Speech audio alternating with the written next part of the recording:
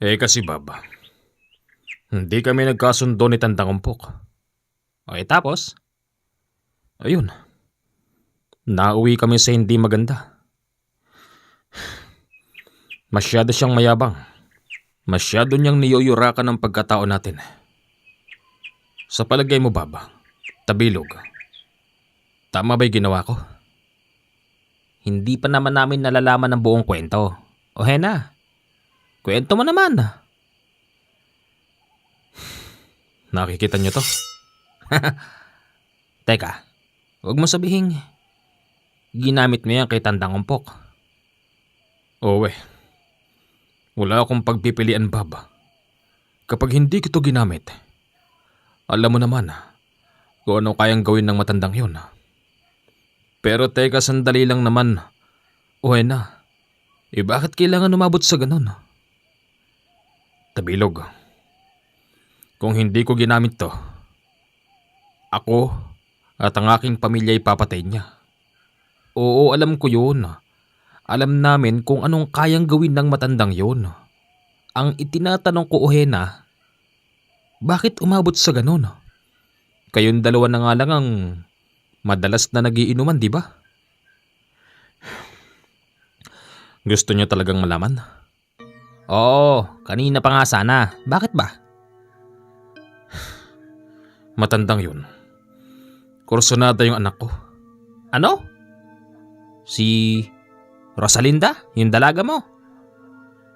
Oo, Bab. Binabastos niya ako.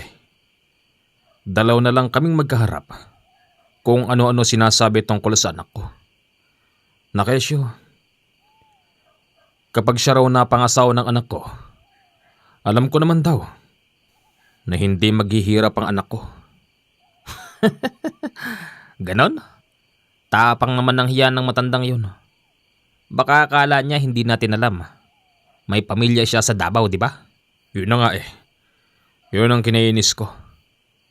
Ayun, dahil sa anak ko ang pinag-uusapan namin. Pakawari ko, tinatapakan ng pagkalalaki ko Hanggang sa yun, umabot kami sa hindi maganda. Tama lang yung ginawa mo, Ohena. Kahit sino naman sa atin gagawin yun, di ba?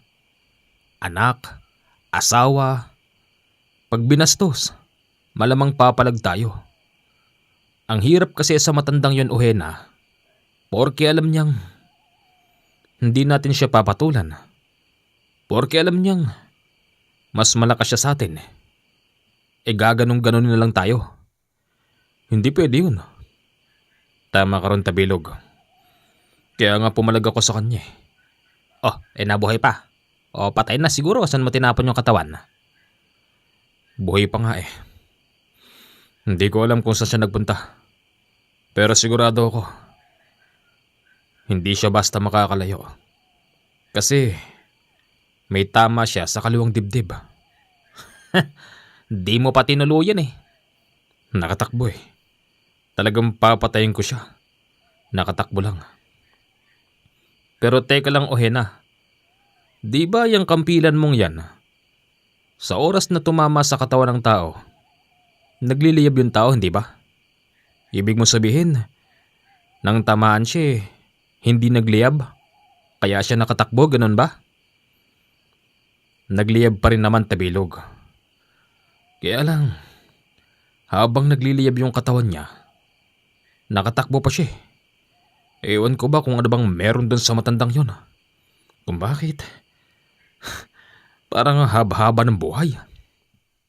Siya, kalimutan na natin matandang yan. Magmula ngayon, hindi na natin siya kaibigan. Siya nga pala, Ohena. May bigas ka ba dyan? Bigas? Bakit? Di pa kasi kami kumakain Sige, ikukuha kita. Ang haba ng usapan natin dito, manghihiram ka lang pala ng bigas? Wala nga kaming bigas. Kung pwede lang naman. Huwag mo nang kontrahen, Tabilog. Sa akin naman ang hiram Sandali lang at kukunan kita ng bigas. Sige. Pagbalik ni Ohena, Bitbit nito ang hindi bababa sa 4 na kilo ng bigas at nakalagay ito sa plastik. Oh, kunin mo na to. Ano to? Pahiram o bigay? Bahala ka. Salamat Wala yun. Alam nyo mga kasama, noon pa naman, tayong tatlo talaga magkakasama, di ba? Di naman natin talaga kasama yung matandang umpok na yun eh. Hindi porket natulungan niya tayo sa mga peste rito sa atin noon, pwede niya tayong hawakan sa leeg. Tandang-tanda ako mga kasama. Siguro mga 10 taon na nakalipas. Halos wala tayong inaani sa mga palayan natin dahil pinepeste tayo ng kung ano ng insekto. At nang dumating dito yung tandang umpok na yan, para bang nagkaroon ng milagro. Para bang natakot sa kanya yung mga insekto kaya ayun. Nagkaroon na tayo ng ani. Lahat naman tayo naniwala. Lahat naman tayo naniwalang siya ang may gawa kung bakit hindi na tayo pinepeste. At nang dahil doon, siya na ngayon ang namuno rito sa atin. Mali pa rin Bandang huli, lumalaki yung ulo niya. Bandang huli, inaargabyado niya tayo. Siyempre kahit sino papalag, di ba? Akala naman siguro ng matandang yon, hindi porket natulungan niya tayo pwede niya tayong hawakan sa leeg. Yun na nga. Kaya tama lang yung ginawa mo, Ohena. Pero teka, uwi muna ako. Bibigay ko lang to sa asawa ko. Wala pa kaming umagaan Sige, dalian mo. Pagbalik mo, dapat may dala kang isang bibi Teka, bakit? Para saan yung bibi? Para saan? O di pulutan natin. Sige na. Ikaw talaga tabilog, kay aga-aga inom agad ang hinahanap mo. Talagang ganoon. Alalahanin mo, Sabado ngayon. Wala tayong gagawin. Pahinga tayo ngayon sa bukid. Oo na, sige na, sige na. Tignan mo nga naman yung tao na yan. Kahit kaganyan-ganyan yan, ni minsan, hindi pa natin naranasan na tuklawin. Hindi gagawin sa atin yun ni Bob. Kahit kamo medyo makapalang mukha niyan, hindi talaga tayo tatrade rin yan, di ba? Yun na nga Dahil sa araw ng Sabado nung oras na yon, nag-inuman sila at tuloy ang naging usapan patungkol kay Tandang Umpok. Alam nyo mga kasama, sa tagal na ni Tandang Umpok dito sa atin, hindi man lang natin nalaman yung address niya sa Davao. Sa palagay ko, ngayong wala na siya rito sa atin, doon pupunta yun. Wala namang ibang pupuntahan yung matanda na yun Kaya suggest ko sa inyong dalawa, puntahan natin sa Davao. Ano? Bakit tayo pupunta ron? Baka hindi mo alam, Bob. Napakalayo ng Davao. Yung ipapamasahin natin, pambili na lang natin ng bigas. Ikaw din. Baka magutom yung anak mong mataba. Hindi ba? Sobra ka naman. Siyempre lalaanan ko ng pamasahe yun. Importante, makalawit natin yung Tandang Umpok na yan. Baka mamaya, nagpapagaling lang yan. Baka mamaya, balikan tayo niyan. Di ba? May punto nga naman doon si Bob. Siya nga pala, Ohena. Hindi ka ba natatakot na baka makarating sa mga otoridad yung nangyari dito puntahan ka ng mga pulis? Baka kumpiskahin niyang kampilan mo tapos ikulong ka pa. Pinaghandaan ko na yun, Bob. Kung sakaling darating ang araw na yon, hindi nila ako mahuhuling buhay. Kasi para sa akin, tama lang yung ginawa ko. Dapat lang. Kesa naman, pababayaan ko na yuyurakan niya lang ang pagkatao ko, di ba? Pati na rin ang anak ko. Ikaw naman kasi, Bob, kung ano-ano sinasabi mo. Nabanggit ko lang naman. Mga kasama, basta ito'y tatanim niyo sa isip niyo. Naiiba tayo sa mga normal na tao. Tama. Kaya yung sinasabi mo, Bob, nahuhulihin ng otoridad, naku, malabong malabo yan. Mas malabo pa sa sabaw ng pusit. Lasing na kayo mga kasama. Tagay! Cheers! Pagkatapos nilang mag-inuman, nagsigsiuwi na sila sa kani-kanilang bahay. Oh, Bob. Oh, Balita ko, nagkagulo raw doon kila paring Ohena kagabi. oo. Isipin mo yung matandang umpok. Ang yabang. Bastos. Binabastos yung anak ni paring Ohena, yung dalaga. Kaya yun, nabusit si paring Ohena. Ginamitan niya ng kampilan yung matanda na yun. Naku, Bob. Mahirap yan. Balita ko, kukunin daw siya ng mga pulis.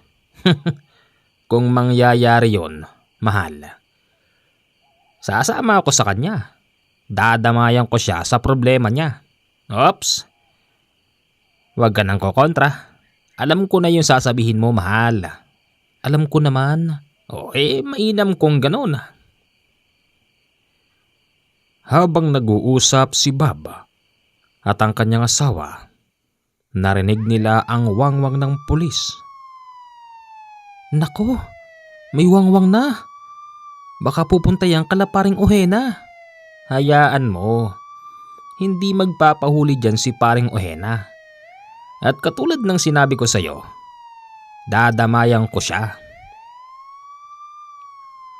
Huminto ang pulis sa tapat ng bahay nila Ohena. Lumabas naman si Ohena ng bahay. Bitbit ang kanyang kampilan. Naisip ng mga pulis na mukhang manglalaban si Ohena. Kaya't agad siyang tinutukan ng baril at pilit na pinasusuko. Hindi magawa ni Ohena ang ipinag-uutos ng mga pulis. Kaya't nagawa niyang tumakbo. Nang dahil doon, nag-warning shot yung pulis pero hindi siya huminto. Tumalon si Ohena sa sapa dahil may maliit na sapa sa likod ng kanilang bahay. Hinabol pa rin siya ng mga pulis pero hindi siya nakita. Imposibleng nakalayo siya ng ganong kabilis. Abangan nyo. Sigurado ako nandyan lang sa sapa yan. Wika nung team leader ng mga pulis. Dumating si Bob, tapos si Tabilog. Lasing pa sila nung mga oras na yon. At kunwari nakikiisyoso. Sir, ano ho ba nangyari? Hinuhuli namin yung taong muntik nang makapatay. Sir, sino ba yung muntik nang mapatay? Bakit ba ang dami mong tanong, ha? Sir, di naman ho siguro masamang magtanong. Hindi na kumibo yung pulis at yung mga kasama nito nag-aabang sa paglutang ni Ohena. Hanggang sa inabot sila ng 2 oras sa pag-aantay, walang nagpakita na Ohena. Si Bob at si Tabilog, tawa sila ng tawa. Napansin naman yon ng pulis, kaya sila sinita. Ano nakakatawa? Sir, yung taong hinuhuli nyo, merong mutya ng tubig sa katawan yan. Kahit 1 taon pa kayo magbantay dyan sa tubig na yan, hindi yan lilitaw dyan. Tila ba nagkaroon ng ideya ang mga pulis, kaya't ipinasarado yung tagas ng dam. Kumuha sila ng bomba upang patuyuan yung tubig.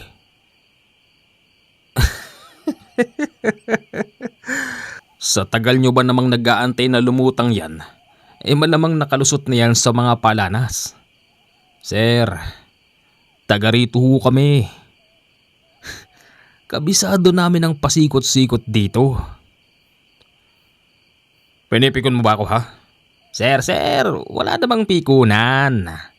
Kayong dalawa umayos kayo. Kung ayaw niyong daling ko kayo sa presinto. Kami? Dadalin mo sa presinto? Sir, wala kaming kasalanan. Kaya hindi nyo kami pwedeng damputin. Tara na nga paring Bob. Uminom na lang tayo. Pabayaan natin sila dyan. Teka sandali. Ano yung sinasabi mong mutya ng tubig? Ano yun? Sir, ang mutya ng tubig ni paring Ohena nakabaon sa kanyang katawan.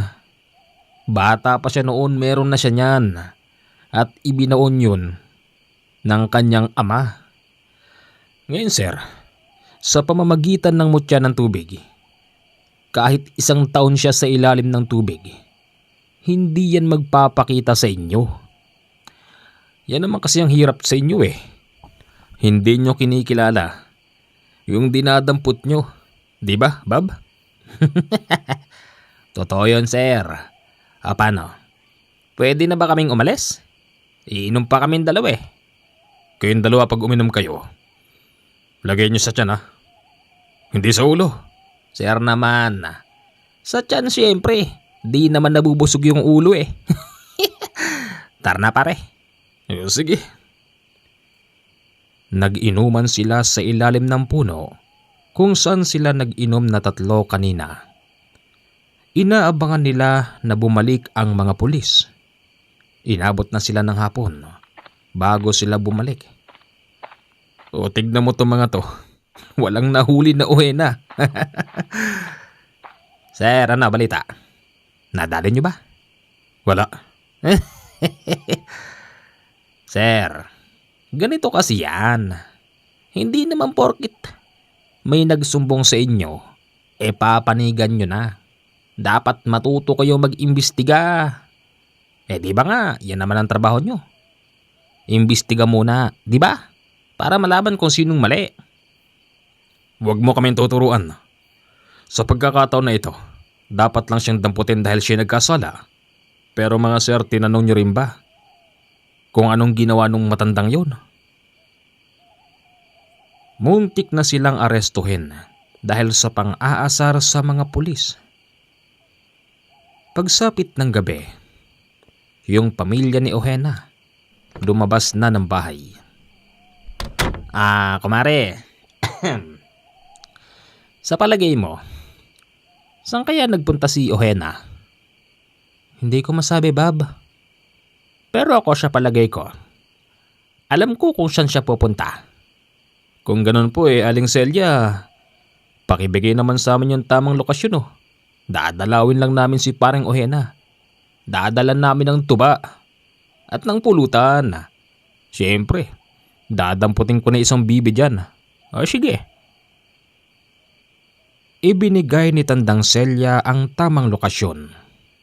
Nang makita ito ng dalawa, sabi nila'y alam nila ang lugar na yon. Ano? Sa papel na ito? Alam namin to eh. Alam nyo pala eh. O di lumakad na kayo. Tara na, Bob. Sige. Malayo ang lugar na yon. Magmula doon sa kanilang bahay, halos aabutin ng 50 kilometro ang layo. Sobrang layo nito sa kabihasnan at loob pa ng kagubatan. Hindi natinag yung dalawa kahit na ganon kalayo. Bilang isang kapwa antingero, may kakayanan silang marating ng mabilisan ang lugar na yon. Hindi nga sila nagkamali dahil natagpuan nila roon si Ohena. Oy, Ohena! Sabi na nga ba nandito ka eh?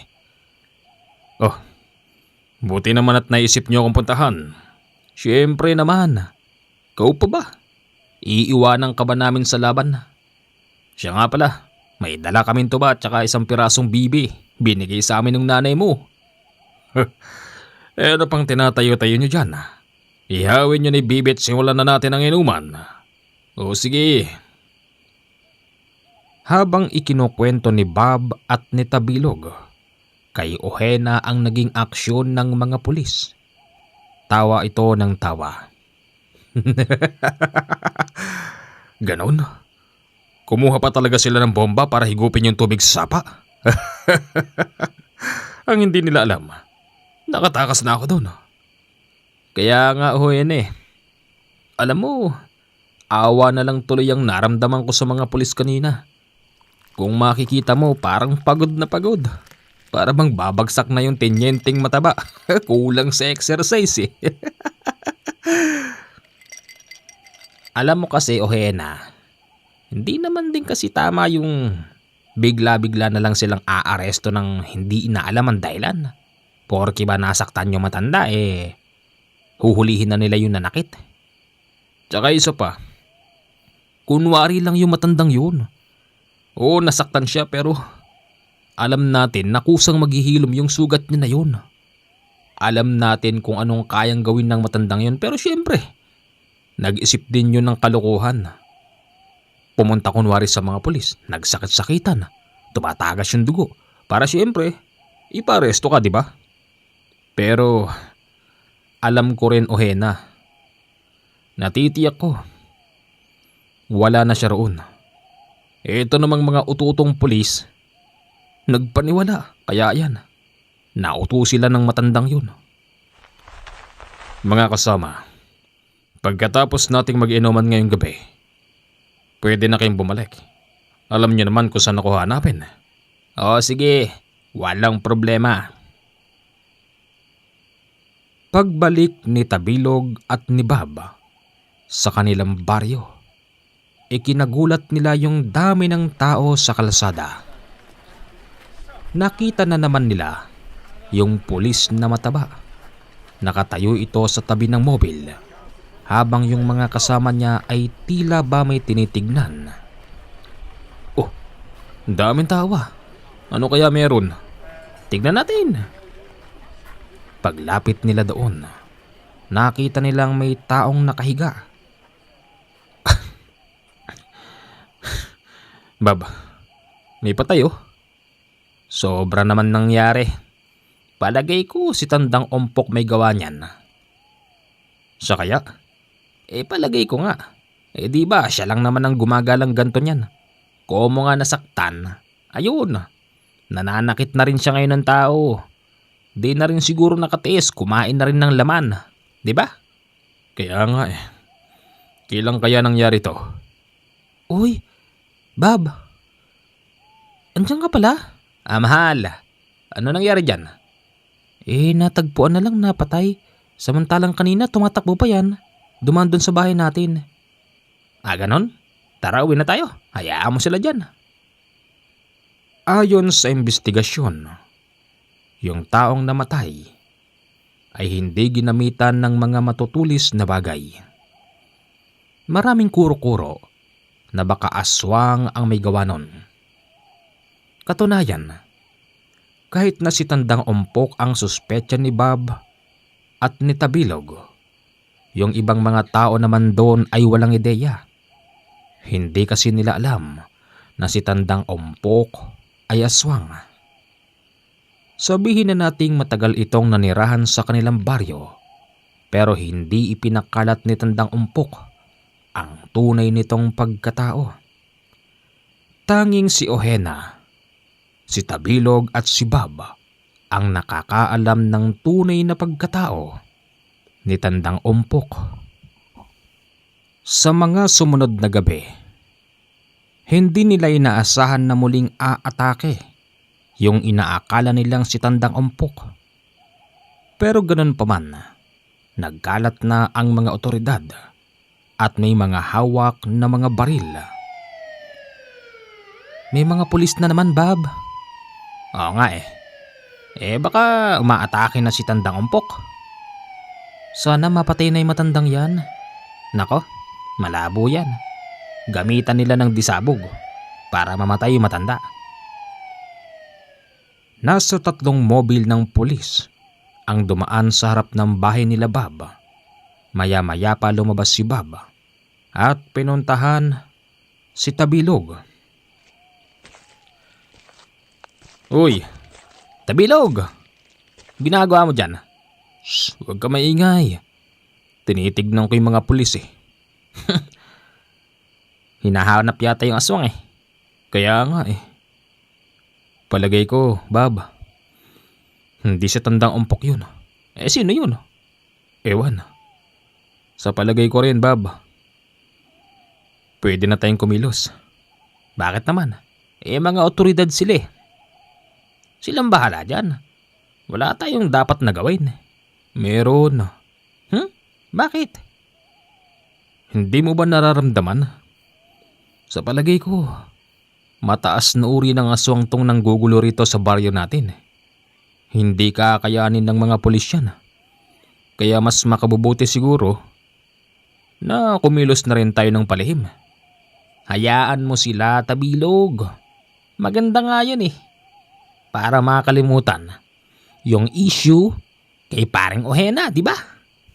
Pero hindi pa rin tamang pababayaan natin na meron tayong mga kababayan na mabibiktima ng aswang. Ano, payag ka ba ng ganun?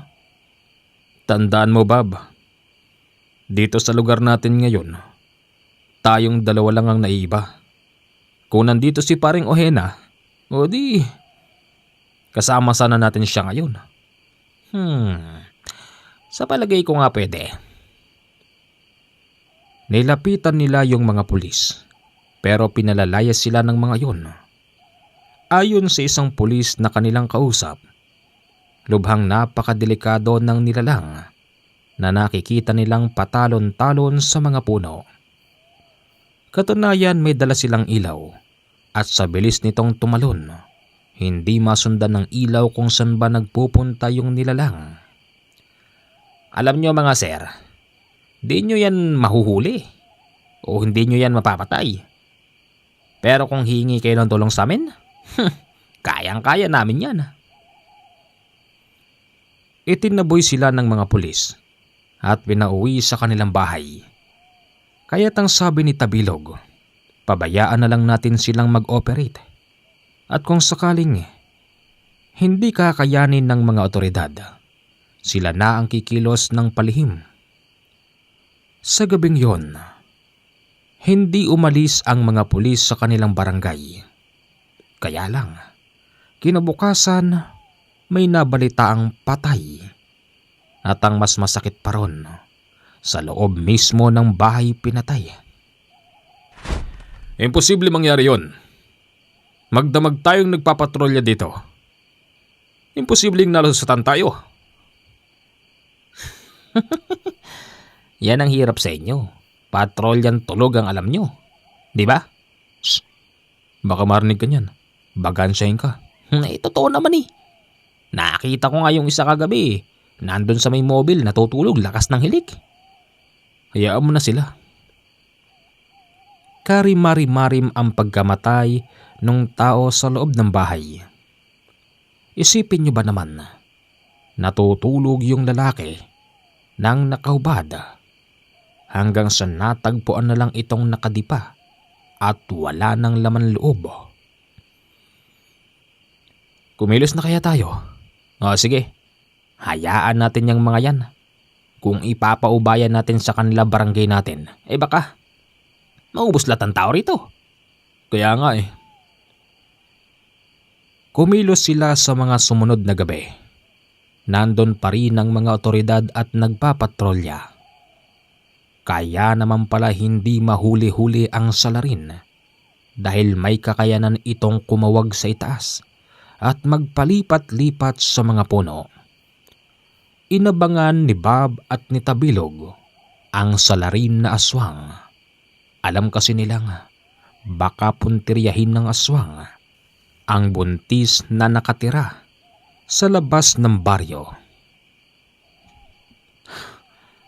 Nakikita ko na siya. Linaw naman ng mata mo. Talaga? Shh. Tignan mo. Oo nga no. Nakita nila yung aswang na nagpapatalon-talon sa mga puno.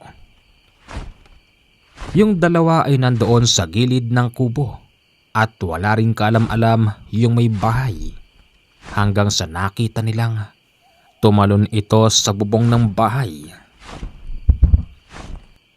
Ay na! Shh! Nagsisigawan yung tao sa loob. At dito lang nila napagtanto na isa palang babae at isang bata lang yung nasa loob ng bahay. At yung pinakatatay mukhang hindi pa dumarating.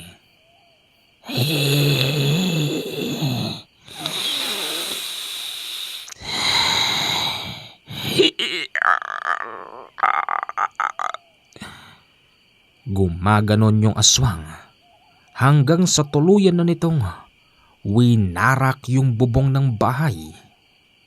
Pumasok ang dila nito sa loob ng bahay at mabilis na tumakbo yung dalawa. Sinipa yung pintuan kasabay nun ang pagputol sa mahabang dila ng aswang.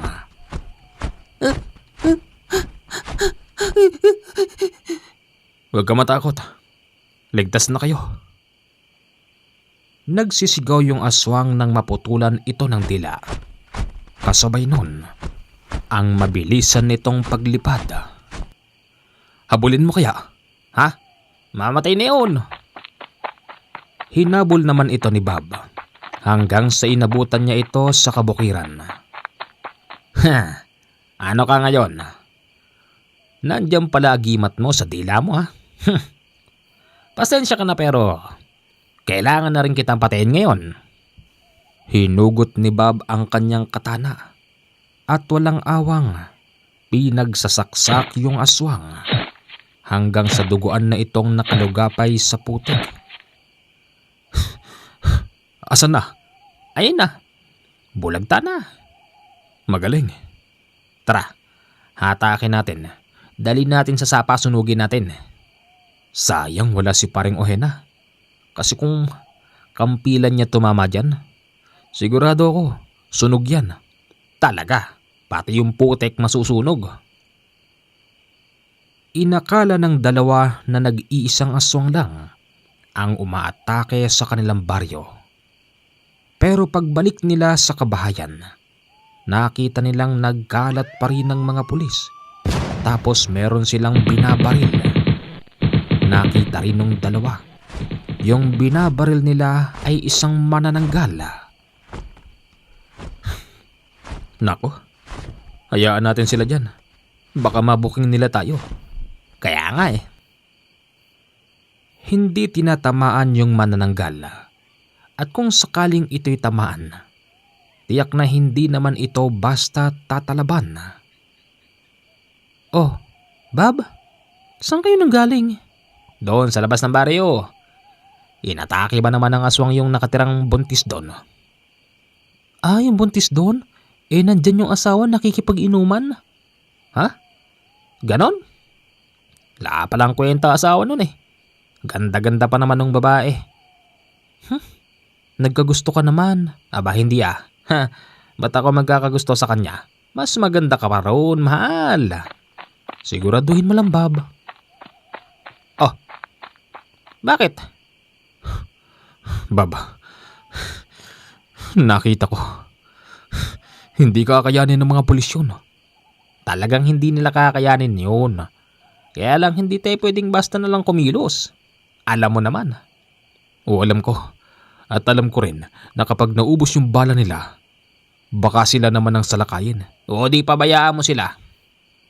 Lumaban sila, mga lalaki naman sila, di ba? Huwag ka muna magpapahinga. Baback up tayo sa kanila. Ganon? Oo. O sige, sabi mo eh. Naubos na lang ang bala ng mga pulis, pero hindi nila napatay ang manananggal. Ganon pa man hindi sila umalis dahil may mga dumating pa na mga backup. Matulog ka na. May mga backup na no? Hindi na atake sa mga bahayan. Eh kung patutulugin mo ba ako rito eh? Sige. Sige, tabi na nga tayo. Nagtabi sila sa isang kama nung gabing yun. Kaya't kinabukasan, paggising nila, masarap ang kanilang gising dahil merong napakainit na kape. Oh, magkape muna kayong dalawa. Baka mamaya iinom na naman kayo. Teka nga pala, Tabilog. Nakalimutan natin si paring Ohena. Hayaan mo siya roon. Okay lang yun. Tsaka kailangan natin mag-ingat. Baka mamaya, pinagsususpetsahan tayo ng mga pulis. Baka mamaya sundan tayo. Ikaw din. Baka mahuli si paring Ohena. Oo nga naman. Kaya siguro, mas okay na rin na magpalamig muna tayo ng konti bago natin siya dalawin. Oo naman. Tsaka wag mong intindihin yung pagdating sa pagkain. Antingero yata yun. Kahit di kumain ng sambon yun, mabubuhay yun, di ba? Oo naman. Yan ang mga hindi ka panipaniwalang pangyayari pero yun ang totoo eh. Saksi naman tayong dalawa ron, di ba? Siyempre. Sa mga sumunod na araw, hindi na nagpaparamdam ang manananggal. Kaya't medyo nakalimutan na nila ang nangyari. Tara, sama ka sa akin. Maglakad-lakad tayo. Saan? Basta. Paglabas nila ng baryo, pinuntahan nila yung babaeng buntis. Nanganak na pala ito nung nakaraang araw. Tatay.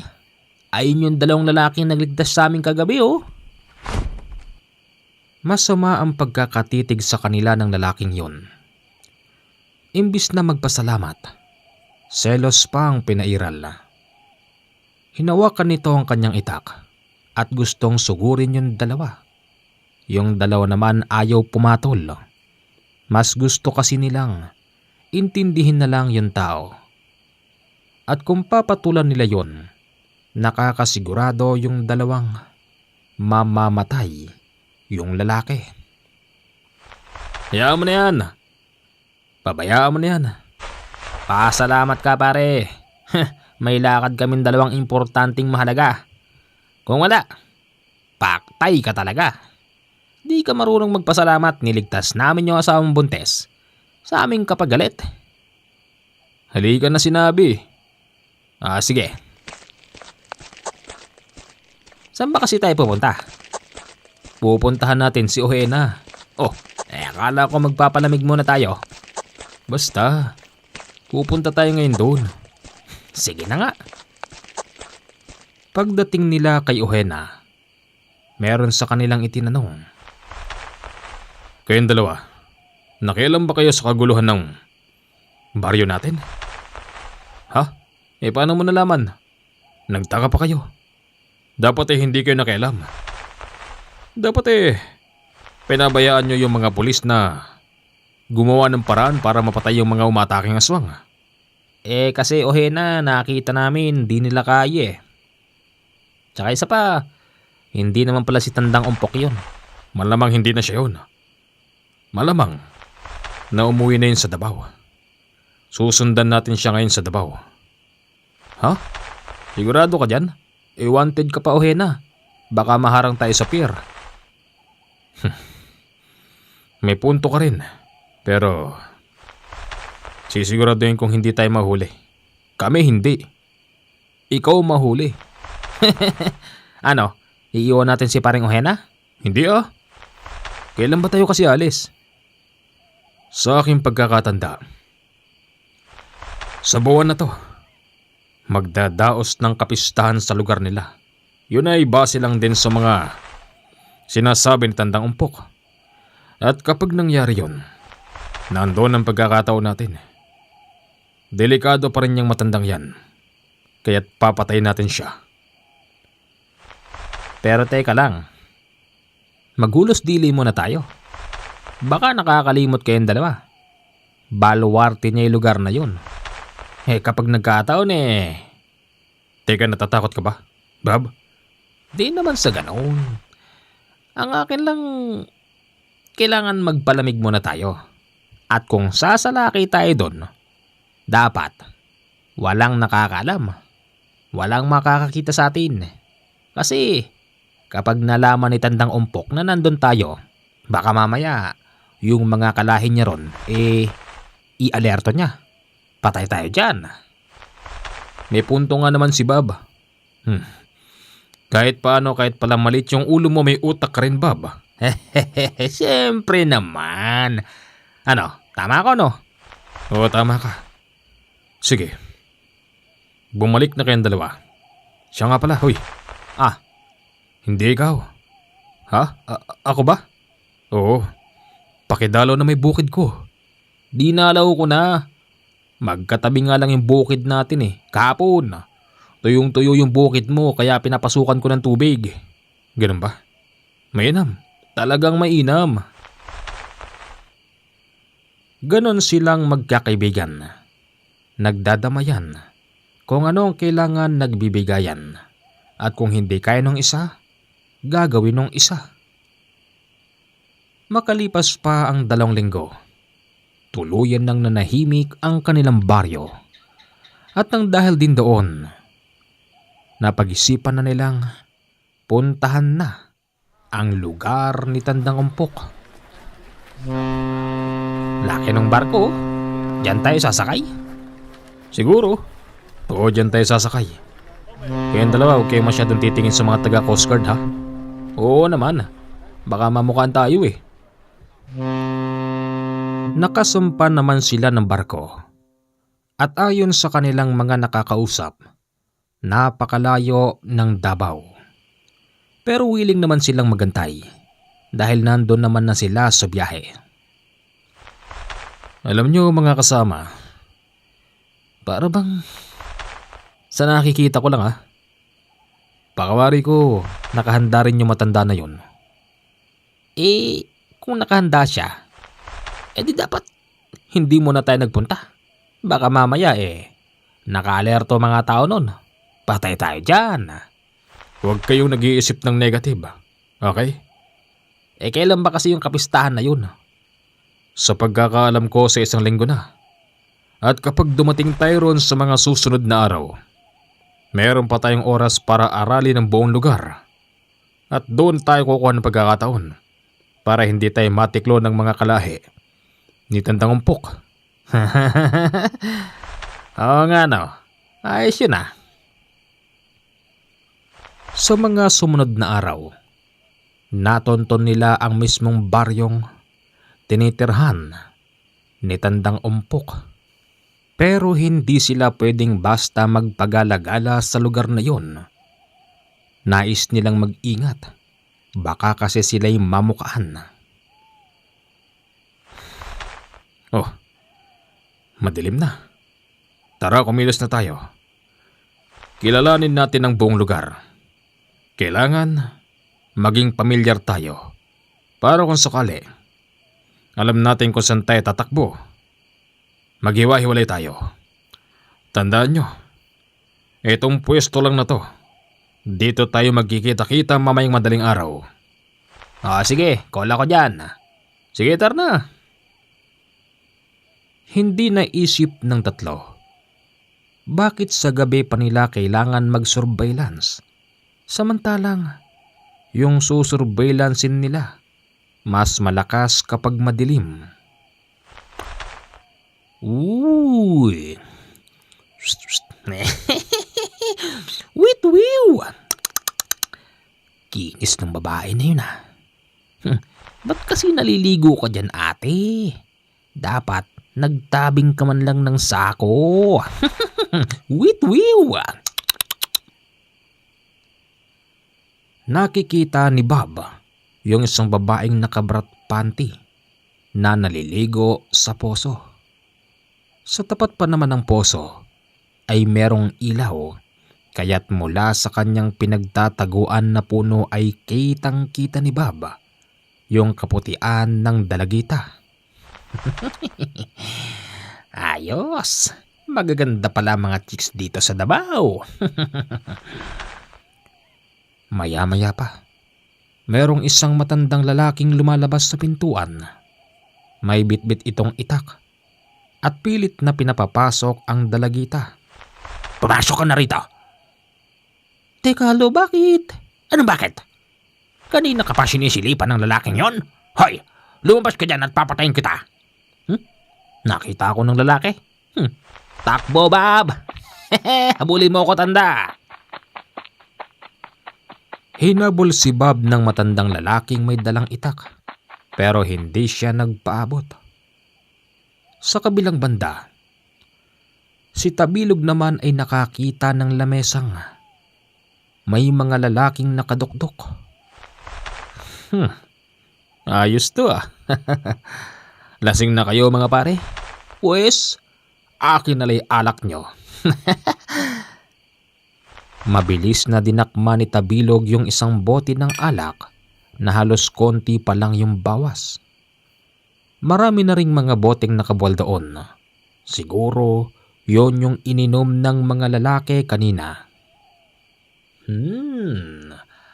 Ayos to. Ininom ni Tabilog yung alak sa ilalim ng malaking puno nang biglang, "Mamamalimos po! Mamamalimos po!" Ha? Sa akin ka pa talaga mamamalimos? Oh, eto na nga oh. Oh. Marami ka nang mabibili dyan. Salamat ho. Inakala ni Tabilog na isa lamang simpleng pulubing namamalimos yung lalaking lumapit. Kaya lang ikinagulat niya yung biglang pagbalikos nito. Kasabay noon ang pagtarak sa kanyang tiyan ng matalas na kuko nung lalaki.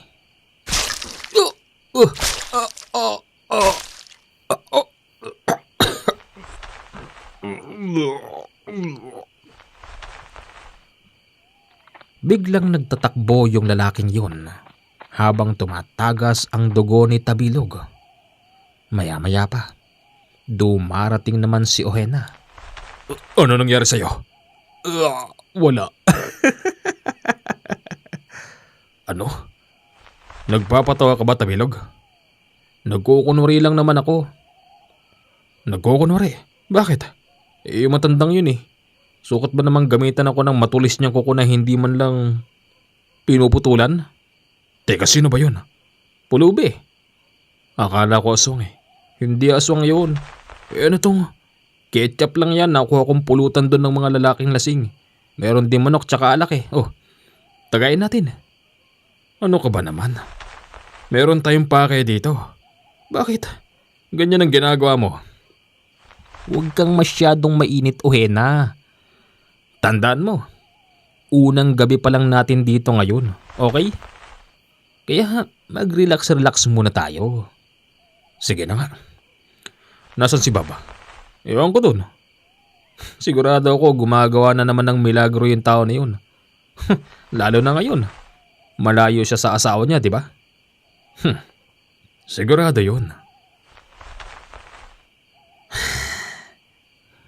Ayos. May bukas na bahay. Nagugutom na kaya ako. Makakain nga. Pumasok si Bob sa bukas na bahay sa pag-aakalang walang tao. Pagpasok niya agad siyang dumiretso sa kusina. Binuksan niya yung mga kaldero at kawali at tiyempong nakakita siya ng adobong baboy. Baboy? Teka, kumakain ba ng baboy mga taga-Davao? Mukhang niluto talaga to para sa akin. Tama-tama, nagugutom na ako eh. Nagsandok siya ng makakain.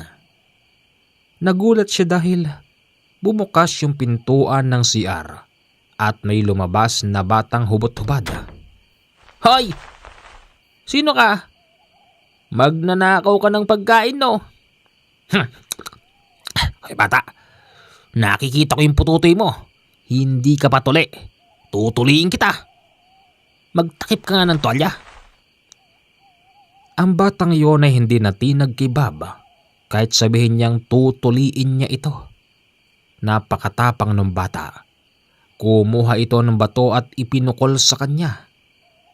Aba, lumalabang ka pa ah. Teka, sandali nga. Nang kunwari huhugutin ni Bob ang kanyang itak.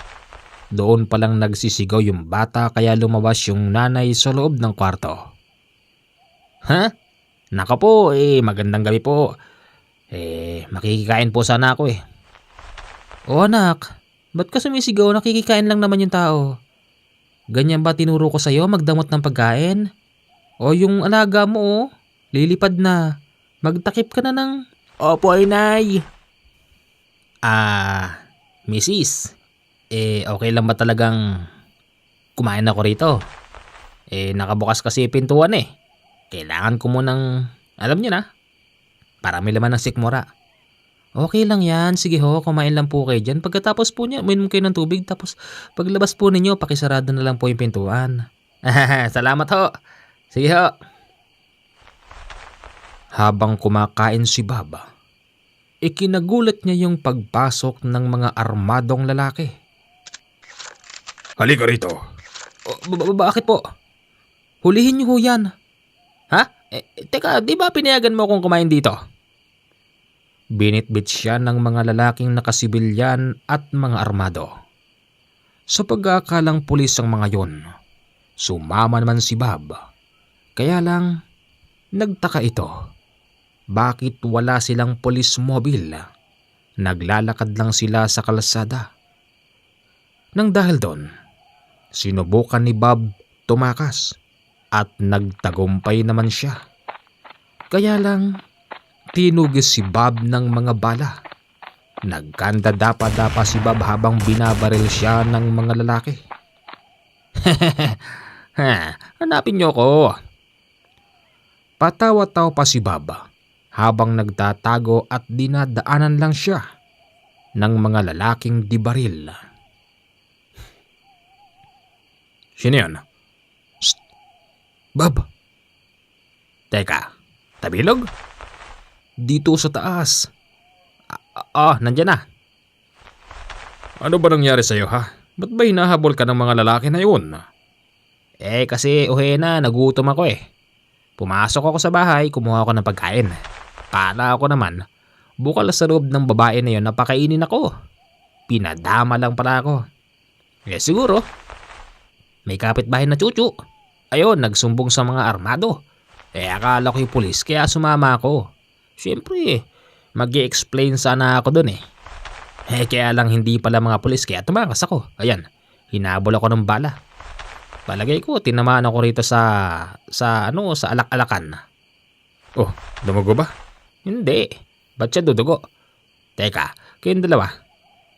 Kamusta mga lakad ninyo?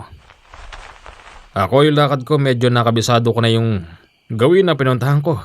Eto, di mo siya tatanungin. Ano ba nangyari sa'yo, Tabilog? Ayun. Ano nga? Teka, umialak ka. Uminom ka? Oo eh. Nakakita kasi ako ng mga lalaki na katumba sa harap ng mesa. May isang buong alak, may ketchup, may manok. Tinira ko na. Katulad mo, nagutom din kasi ako eh. Talaga nga namang tandem tayong dalawa. Kayong dalawa. Pag nakalayo yung mga armado, lumakad na kayo ha? Seryosohin niyo to. Huwag kang masyadong atat. Makakabisado din natin buong lugar na ito at mapapasatin din yung matandang umpok na yan. Huwag mong kakalimutan, Ohena. Sa kapistahan pa, yung plano nating pagsalakay, di ba? Sabagay, tama kayong dalawa. Sa loob ng isang gabi, halos hindi nila naikot ang buong baryo. Napakalawak kasi at mas marami pa yung parte ng kagubatan. Nagpalipas sila ng oras sa medyo mataas na bahagi. Nasa palagay ng tatlo ay hindi masyadong nararating ng mga tao dahil walang masyadong bakas. Oy, Ohena. Anong kakainin natin ngayon? Ano pa? Pagkain. Maraming pagkain dito. Tsaka isa pa, namumroblema kayo, nandito tayo sa gubat. Oo nga naman. Sige nga, Ohena, ipaghuli mo nga kami ng baboy mo. Kapag nakahuli ka, si Tabilog ang magkakaliskis ng baboy. At ako syempre, kukuha ako ng pantuhog. Iihawin ko yung baboy na yan. Nagkasundo-sundo sila pagdating sa pagkain. Mabilis namang nakahuli si Ohena ng nasa 10 kilo ng baboy ramo.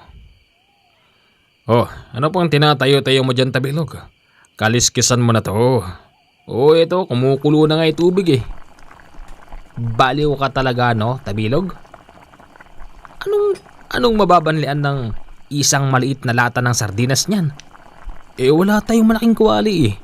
Siyempre, magtitiis ako rito sa lata ng sardinas para magpakulo ng tubig nang makaliskisan ko yung baboy na yan.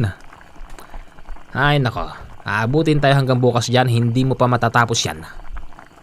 Teka, tumabi nga kayo dyan. Dahil sa merong kakaibang kampilan si Ohena, sinaksak niya yung katawan ng baboy. Pagkatapos noon, bahagya itong nagliyab, kaya't nadamay yung balahibo ng baboy. Yun lang pala eh. Ikaw talaga, Ohena, pinahirapan mo pa ako. Pwede naman pala yun eh. Tuhugin nyo na. Ihaw niyong dalawa ha. Matutulog mo na ako. At nahirapan akong habulin yung baboy na yan. Sige. Makalipas ang 1 oras na pag-iikot-ikot ng baboy, medyo namumula na ang balat. 1 oras pa muli ang lumipas. Nagising na si Ohena at ikinagulat niyang tapyas na yung tigisang hita. Teka, nasaan yung 2 hita? Pinagtigisahan na namin. Tagal mo kasi magising eh. Gugutom na kami. Ano ba naman yan? Nagreklamo ka? Gusto mo pati ito kainin namin eh. Huwag. Para sa akin yan.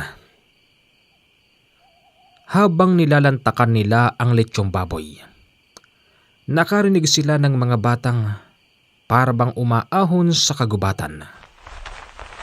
Oh, may mga bata. Magtatago ba tayo?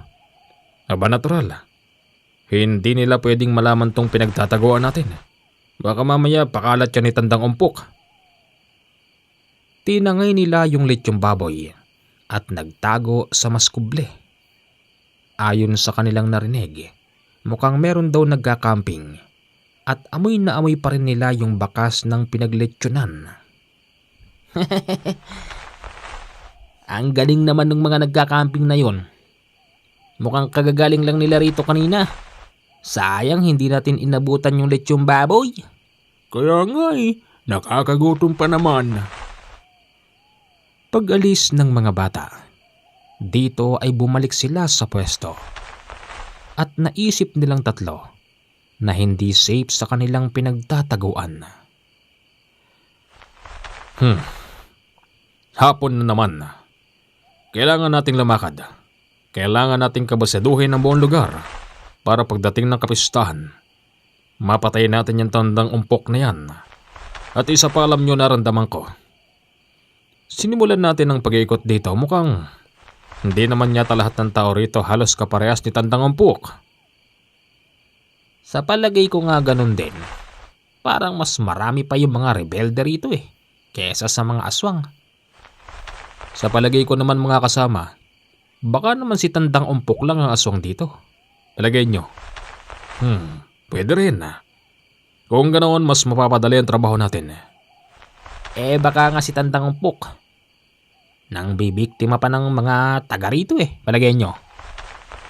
Palagay ko nga rin. Kanya-kanya sila ng opinyon. Pero lahat naman sila ay hindi nakakasigurado kung tama. Sa mga sumunod na araw, napapansin nilang mas lalong dumadami na ang mga tao dahil nalalapit na ang kapistahan. Napansin din nila na merong mga nakaposting na militar. Naghahabaan ng baril ng mga ito. Siguro, dahil na rin sa talagang magulo ang lugar na yun, kaya't kinakailangan ng presensya ng mga sundalo. Bakit kaya ang dami sundalo rito? Magpepiesta na nga. Siguro madalas may nagpapatayan dito kaya kailangan ng presensya ng mga militar. Kayong dalawa, wag niyong pansinin ang mga sundalo. Basta kabisaduhin niyo ang lugar kung saan tayo tatakbo. Oo, alam namin yan. Kinahapunan, ikinagulat nila yung dami ng tao. Mas marami pa ito sa bilang ng mga tao kaninang umaga. Ayon sa kanilang mga narinig, meron daw 2 lalaking kakaiba ang kasuotan na nagtakbo ng isang babaeng maganda. Nung mga oras din na yun, kasalukuyang tinutugis naman ng mga militar yung mga taong tumangay sa babae. Oh, samantalahin natin. Teka, sandali lang. Hindi ba dapat tulungan natin yung mga militar? Bakit natin sila tutulungan trabaho nila yun. Basta yung trabaho natin dito, yun ang gawin natin. Di ba? Tama. Dahil sa dumadami na ng dumadami yung tao, naririnig pa nila yung kwentong ang dumukot daw sa babaeng maganda ay aswang. Wala namang kasiguraduhan kaya't hindi pinapansin yun ng 3 hanggang sa nakasalubong sila ng 2 sundalong may bitbit na mahabang baril. Tinanong nila ang 2 sundalo kung nakuha na ba yung babae. Ayon sa 2 sundalo, masyadong mailap yung 2 lalaki na kumuha sa babae. Dagdag pa ng sundalo, para daw hindi tinatalaban ng bala yung mga salarin. Ganun ho ba, sir? Sige ho. Okay na? O bakit? Palagay mo. Alam kong hindi ka makakatiis. Alam ko naiisip mong... Oo, tama ka. Tutulong tayo sa kanila ng palihim. Hindi tayo pwedeng basta makipagtulungan sa kanila nang nalalaman nila. Baka mamaya mapagkamalan pa tayo. At isa pa, kumpirmado na rin naman yung bahay ni Tandang Umpok. Hindi kaya't mga kalahi ni Tandang Umpok yun? Baka gagawing handa sa piyesta, no? Siguro. At pagkakataon na rin naman yun. Palihim nilang tinutulungan ang mga militar sa pagdugis sa 2 lalaking salarin. Katunayan, nauna pa nga ang mga ito dahil gumagamit sila ng kakaibang bilis habang nasa loob ng kagubatan. Nakikita niyo ang mga bahay na yan? Oo naman. Sa palagay ko, dyan dinala yung babae. Yung 3 ay nakatago sa matatabang puno habang yung mga militar napansin nilang nanggagapang. Pansamantala muna silang nanahimik at pinakikinggan nila ang usapan ng mga militar kahit na ito'y halos pabulong at senyas lang. Magaling yung team leader nila. Hayaan muna natin sila. At kapag nakumpirma natin aswang nga ang tumangay sa babae, doon lang tayo kikilos. Paano kung makita nila tayo? Siguro naman kapag nakita nila tayong nakikipagtulungan, hindi nila tayo babarlin. May lumabas na 2 lalaki mula sa kubo. At ayon sa narinig nilang sinasabi ng militar, kumpirmado yun nga yung dumukot sa babae. 4 sa mga ito ang nanggagapang.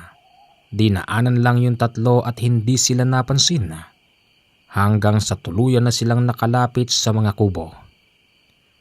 Tinutukan nila ng baril yung 2 lalaki pero mabilis silang nagpulasan. Pumasok ang mga sundalo sa loob ng kubo. Paglabas nila wala naman silang bitbit na kung sino. Nako, Bokya, wala doon yung babae. Sinubukan din nilang pumasok pero sabay-sabay na ring pumasok ang mga sundalo kaya't hindi muna sila nakialam. Kayong 2, tugisin nyo yung 2 lalaki na yun. Baka daling kayo nung kung nasan yung babae. O sige, susundin ka namin. Tinugis nila yung 2 lalaki ng palihim hanggang sa narating nila yung pasukan ng kuweba. Sa bunganga pa lang ng kuweba nakakadinig na sila ng malakas na sigaw ng babae. Lumakas tuloy yung kutob nila. Baka nandun yung babaeng tinangay nila. Nang tuluyan na silang nakapasok, Dito nila nakita yung babaeng nakatali sa bato habang nakahiga. Mag-iingat ka. Talaasan mo mata mo, baka nandyan lang yung mga kalaban. O sige. Nang makalapit sila sa babae, takot na takot ito at nagmamakaawang wag daw siyang papatayin. Huwag ka matakot. Liligtas ka namin. Wika ni Tabilog. Nang sabihin niya yon, dito palang kumalma yung babae. Napatingin ito kay Bob at bigla siyang humiyaw. Dahil sa likod pala ni Bob naroroon yung dalawang lalaking nakakatakot ang itsura. Agad nitong dinamba si Bob at ginamitan siya ng mga nagtutulisan na mga kuko. Bilang isang antingero, nang laban naman si Bob nung mga oras na yon. Habang si Tabilog, itinatakbo yung babae papalabas ng kuweba. Hoy kayong dalawa, hindi porket nasugatan niyo ako, kakayanin niyo na ako. Aminin niyo sa akin, mga alipores kayo noompok ano? Nagtitinginan yung dalawang katunggali ni Bob. Tila ba nagtataka ang mga ito? Aminin niyo na, alipores kayo ni umpok ano?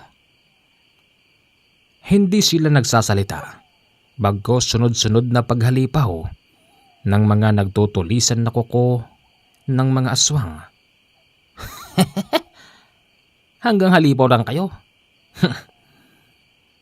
Tinakasan ni Bob yung dalawa dahil nagtagumpay na si Tabilog na itakas yung babae. Hindi naman siya hinabol hanggang sa siya'y makalabas ng tuluyan sa kuweba. Paglabas niya sa kuweba, nakita niya yung babaeng nakaupo sa gilid ng puno. Wala na si Tabilog nung mga oras na yun. Maya-maya pa, may mga dumarating na sundalo at tinututukan siya ng baril. Pilit siyang pinasusuko ng mga ito sa pag-aakalang siya ang kidnapper. Dahil sa hindi sila nagkaintindihan, tumakas na lang si Bob kaya tinugis siya ng mga bala. Nang maglingid si Bob sa gilid ng puno, dito niya nakitang si Tabilog pala'y nakadapa. Dumapa ka na lang kasi. Pag tinamaan ka ng bala, patay ka. Di na susunod dito mga yan. Medyo matarik tong bahagi na to eh. Baka akala nila nahulog na ako sa bangin. Sa kabutihang palad, hindi na siya sinundan ng mga militar. Pagbalik nila sa lugar, nakita nila si Ohena na nakatungtong sa medyo may kalakihang bato. O ano balita? Ngayon, tumulong ka na. Ikaw pa ngayon ang masama. Teka, saan ka ba nang galing? Hindi, umuwi na ako. Sabi mo susundan natin yung mga salarin. Hinatid ko lang kayo. Kasi meron ano? Meron ako nakita. At kung hindi ako nagkakamali, si Tandang Umpok yun. Tandaan yung dalawa. Bukas na ang kapistahan. Kaya siguraduhin nating mapapatay natin si Tandang Umpok. Ayos ah. Ito yata yung tinatawag na may title na Piyestang Nilusob ng mga Antingero. Ganun ba yun? Yun na nga yun. Pagdating ng araw ng kapistahan, binulabog sila ng ingay. Ingay na nagmumula sa tambulang drum, sa torotot at sa pito ng mga naggagandahan na mga dalagang nagsasayaw. Tuwang-tuwa si Bob at si Tabilog ng mga oras na yon, lalo na't kapag nakikita nilang malupit kumendeng ang mga dalagita. Habang si Ohena, seryosong nakatayo at nakapamewang. Hoy Ohena, wala ka man lang kakilos-kilos dyan. Ano bang tinitignan mo? Habang kayong dalawa libang na libang, naka-alerto ako. Wala ba kayo napapansin? Wala naman Ohena, ano bang meron? Tignan nyo yung lalaking yun. Ngayon pa. Ito pa. Oo nga no. ang pagkakatingin nila sa mga lalaking itinuturo ni Ohena. Mga lalaking mukhang nag-aabang lang ng pagkakataon para dumampot ng tao. Napansin kasi nilang hindi basta tao mga ito. Napansin nilang puro sila mga aswang. Sa karamihan ng tao, nakikisabay ang lahi ng aswang hanggang sa hindi nila inaasahang pagkakataon. Naramdaman din nilang merong iba pang mga klase ng tao ang nasa paligid. Oh, Ohena, tignan mo yung tinuturo mo kanina. Kinokompronta yata yung ibang mga tao. Sa palagay ko mga antingero din sila at mga albularyo. Bakit kaya? Ewan, Yung mga lalaking yon ay lumayo ng kaunti sa plaza. Naglingid sila sa medyo mapuno. Pumunta rin doon yung tatlo para makiisyoso. At dito nila napag-anaman. Nagsusubukan pala ng gamit yung mga lalaki. Kayo mga albularyo, mabuti naman at naisipan niyong pumunta rito sa kapistahan ng aming lugar. Wika nung isang lalaking mapula yung mata. Ikinagulat nilang tatlo yung nilabas na gamit ng isang matandang albularyo. Isa itong gintong berhin. Nasilaw yung mga lalaking katunggali nila. Nagtatakip sila ng mga mata nung oras na yon. Ano mga aswang? Akala nyo siguro hindi kayo tatalaban ng aking gintong berhen? Alam ko sa mga oras na ito nagkalat ang inyong mga kalahi. Napakamalas nyo naman dahil nilusob ng mga antingero at albularyo ang kapistahan ninyo. Pagkakataon na rin namin ito para makapagligtas ng mga taong gusto nyong ihanda sa inyong kapistahan. Alam namin ng mga masasama niyong balak. Habang sinasabi yon ng matanda, tumitingin ito sa pwesto ng tatlo. Naanimoy nakakahalata ang matandang yon na yung tatlong nakatayo malapit sa kanya ay purong mga antingero. palagay ko na halata tayo ng matanda. Tignan nyo, napakalakas ng gamit ng matanda. Gintong birhen? Oo, tama. Saan niya kaya nakuha yun? Yung tatlong lalaking katunggali ng matanda ay tuluyan ng nagsigsialisan. Lumipat lang pala sila ng pwesto para kumprontahin ang ibang mga antingero. Sa atin yata lalapit Madaya yung matandang yun. Kayo na lang ang haharapin namin. Sino? Kami? Huwag mong subukan. Mamamatay ka. Ilabas mo gamit mo antingero at magkasubukan tayo. Nilabas ni Tabilog at ni Bob ang kani-kanilang gamit para maipakita ng tuluyan sa kanila. Lahat sila ay kapwa naghubad. Sige, gamitin niyo pagkakataon na ito. Patayin niyo mga aswang na yan. Hindi porket aswang ay matatakot na sa agimat. Katunayan, isa sa sikreto ng mga aswang yung kani-kanilang agimat na nanggagaling sa kalikasan. Ipinakita rin ng mga ito ang kakaiba nilang mutya.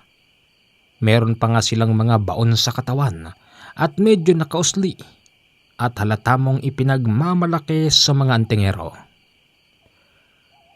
Mga kaibigang antingero, huwag kayong matatakot sa mga gabunan na yan. Kayong bahala. Patayin niyo sila kung maaari. Huwag kayong matakot sa mga militar. Alam ng mga militar kung sino mga yan. Mas ikatutuwa pa nila kapag namatay ang mga taong yan. Kaya naman pala hinabol ako ng bala ng mga militar Akala kasi nila kalaban ako. Nang ipakita ng mga lalaking naghubad ang kanilang mga gamit, maniwala kayo o hindi, kasabay nun ang pagpapalit nila ng anyo. Kahit sa karamihan ng mga tao hindi sila nangilag, na ipakita ang pagiging aswang nila. Napansin ito ng ibang mga tao, kaya sila mabilis na nagpulasan. Napansin din ng militar na yung taong nagpupulasan ay para bang takot na takot. Nang dahil doon, nagpuntahan ang mga militar sa pwesto at lahat sila sinita. Anong ginagawa niya rito? Huwag niyo sabihin may magaganap na hindi tama rito. Sir, wala namang kaming ginagawang masama rito. Ito lang naman ay isang klaseng aktibidad ng mga antingero at mga albularyo at mga aswang. Ano ka ba? Ba't mo sinabi yun? Anong sabi mo? Aswang baka mo? Joke lang sir. Hindi bumenta ang katwiran ni Baba, kaya't lahat sila ngayon ay inaresto. Akmang isasakay na sila sa kanilang truck. Kaya lang, nagkanya-kanya sila ng talunan. Hindi sila nagpahuli sa mga militar at kung saan-saan sila nagtago sa bahaging kagubatan ng lugar na yon. Anong klaseng kamalasan tong inabot natin ngayon? Bakit kasi nagsabi ka ng ganun? Minalas tuloy tayo. Sana lang hindi nakahalata si Tandang Umpok na nandito tayo. Natitiyak ko, Hena. Alam din ni Tandang Umpok na sa oras na ito maraming mga dayuhang mga antingero. Alam din niya kung anong kaya natin gawin. Baka nga nararamdaman na tayo nun eh. Sana hindi. Sana lang. Sa pag-aakalang hindi pa rin alam ni Tandang Umpok na nandoon sila, ipinagpatuloy pa rin nila ang kanilang hangarin. Ang usapan, isasabay nila sa kapistahan ng gabi ang tangkang pagpatay kay Tandang Umpok. Hena, di pa ba tayo bababa? Madilim na oh. Nagkakasiyahan na sa plaza. Dinig na dinig ko rin yung nagsasalita doon. Yung ingay na yan, Hena, hindi na mahalata ng mga kapitbahayan na mayroon palang pinapatay. Siguraduhin nyo. Sige. Bumaba na tayo. Lahat sila'y bumaba na sa kagubatan at tinungo yung bahay ni Tandang Umpok. Inaasahan nilang si Tandang Umpok lang ang nag-iisa sa bahay. Pero nagulantang sila dahil sa dami ng bisita. Mukhang ginagamit yata ni Tandang Umpok yung dami ng kanyang handa upang maraming makakain. Hindi ito tama. Baka mamaya yung pagkain na yun ay merong... Sigurado yun. At doon papasok na naman ang utak ni Tandang Umpok para mang biktima, di ba? Kaya nga. Hena, puntiryahin mo na yung matandang yan at kami nang bahala sa mga nakapaikot na nagbabantay. Sige, akong bahala sa kanya. Dahil sa dami ng tao, nahirapan silang kuhanin si Tandang Umpok. Dahil nung mga oras na yon, marami rin siyang mga kalahing nakabantay at nakikihalubilo sa maraming tao. Tabilog, yung isa, nandun sa dilim. Sige, akong bahala ron. Mabilis na sinunggaban ni Tabilog yung isang kalahi ni Tandang Umpok. Dahil ito'y nasa dilim, mabilis niya itong sinaksak ng walang kalaban-laban. 1-0. Si Bob naman nung mga oras na yon, yung dalawang lalaking magkatabi, nasa palagay niya'y kalahi ni Tandang Umpok ay kanyang inuunggoy-unggoy. Mga pare, pwede bang makitagay sa inyo? Malungkot kasi dun eh. Nakatingin lang sa kanya yung dalawa, na animoy merong pagdududa. Nagawa pa nga niyang makipag-cheers sa mga yun. Maya-maya pa nang makakuha siya ng tiyempo, inasbaran niya yung dalawa kasabay noon ang pagtulak sa madilim na bahagi. 2-0?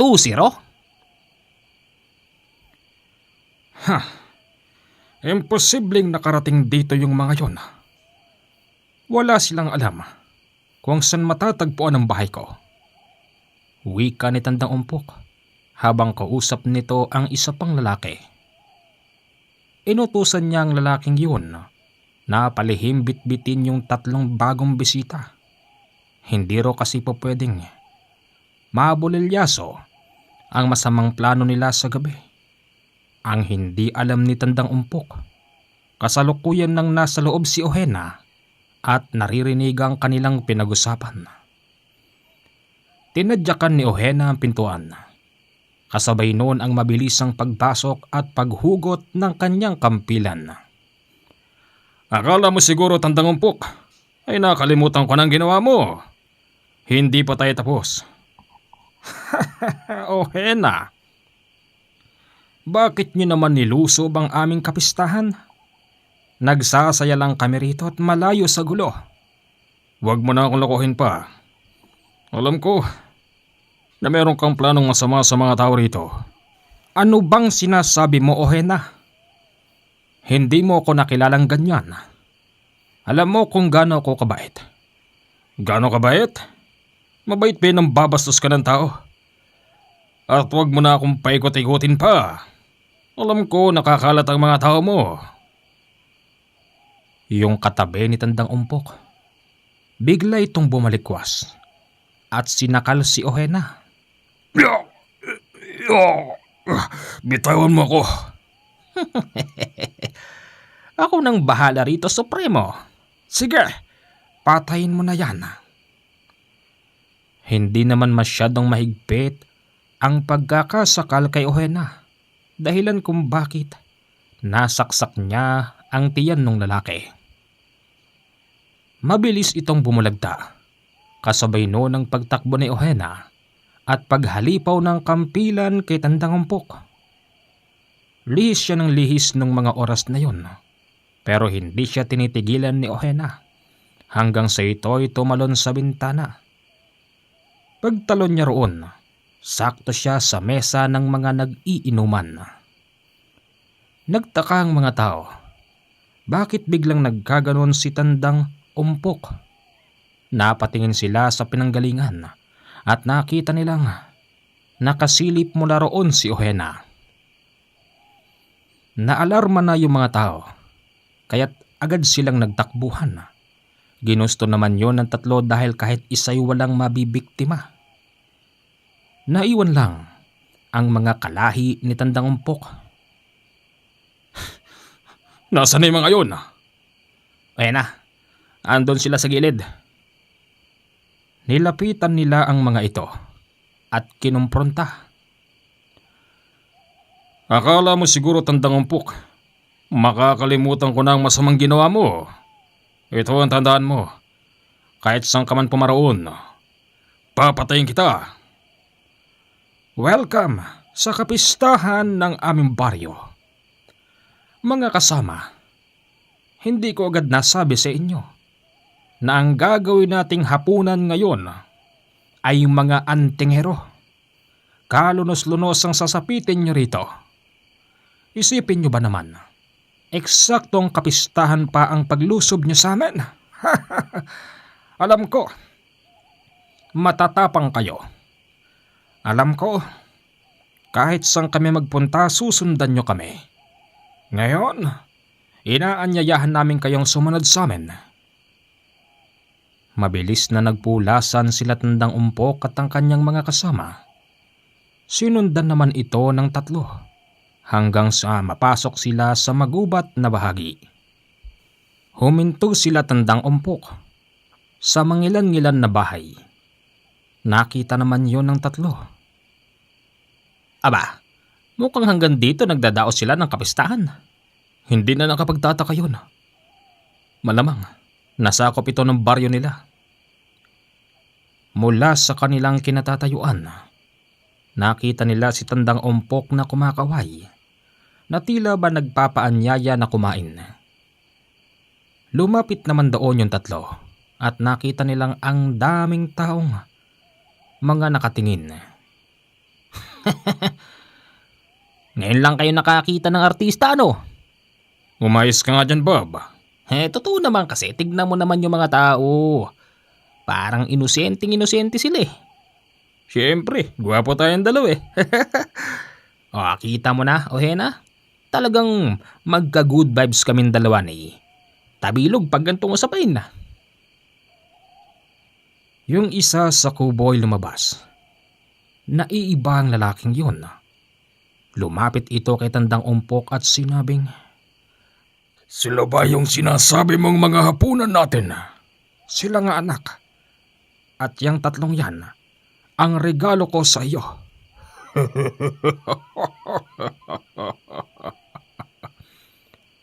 Ano daw? Anak? Anak niya yung pangit na mataba na yon? Aakalain mong walang kwenta ang matabang lalaki. Pero katulad din pala ito ni Tandang Umpok. Dahil habang ito naglalakad, unti-unti itong nagpapalit ng anyo. Hindi ito basta. Imposibleng nagkaroon siya ng gantong kalakas na anak. Una nitong dinamba si Bob at si Tabilog. Binitbit silang dalawa noon at hinagis sa mga tusok-tusok na kahoy. Mabuti na lang at mabilis silang nakalihis.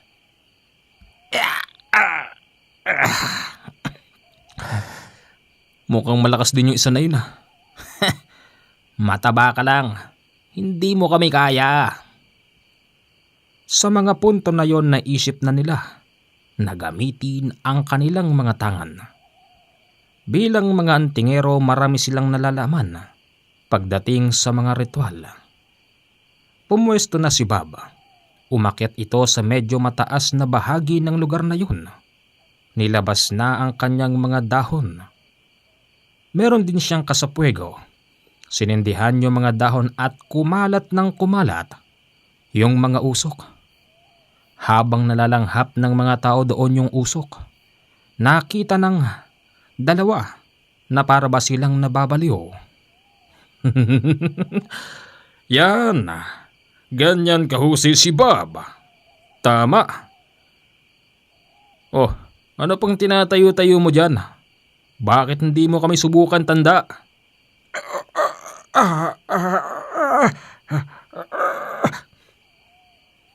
Maging si Tandang Umpok ay parabang nahihirapan. Yung kasing sinisindihan at pinauusukan ni Bob, isang makapangyarihang dahon na sila-sila lang ang nakakaalam kung saan ito makukuha.